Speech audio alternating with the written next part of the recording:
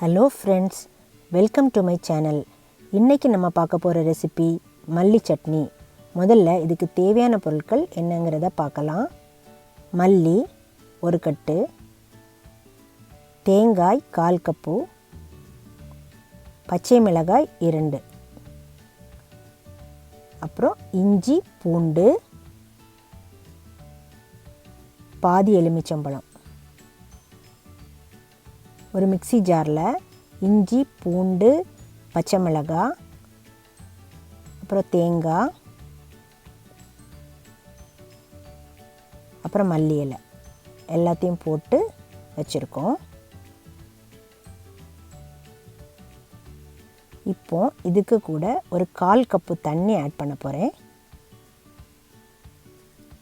இப்போ இதை நல்லா ஃபைன் பேஸ்ட்டாக அரைச்சி எடுத்துக்கோங்க. இப்போ அதை ஒரு பவுலில் ட்ரான்ஸ்ஃபர் பண்ணிடலாம். அதில் தேவையான அளவு உப்பு ஆட் பண்ண போகிறோம். அப்புறம் பாதி எலுமிச்சம்பழம் எடுத்து வச்சுருக்கோம் இல்லையா, அதையும் பிழிஞ்சு ஊற்றிடலாம். நல்லா மிக்ஸ் பண்ணி விட்ருங்க. அவ்வளோதான், நம்மளுடைய மல்லி சட்னி ரெடி ஆயிடுச்சு. நீங்களும் உங்கள் வீட்டில் செஞ்சு பாருங்கள் ஃப்ரெண்ட்ஸ். செஞ்சு பார்த்துட்டு உங்களுடைய கமெண்ட்ஸ் அண்ட் ஃபீட்பேக்ஸை எங்களுக்கு சொல்லுங்கள்.